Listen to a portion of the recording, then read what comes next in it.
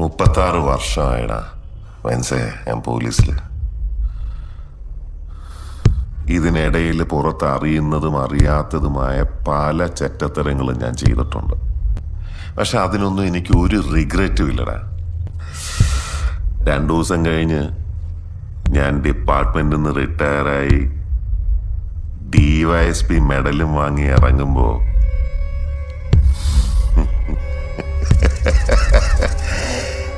George sir പഴയ George sir തന്നെയാണ്.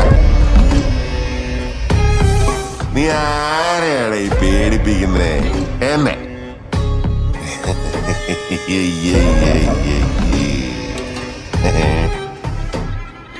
നിന്നെ കാണാൻ ജോർജ് സാർ ഇവിടെ വന്നിട്ടുണ്ട്.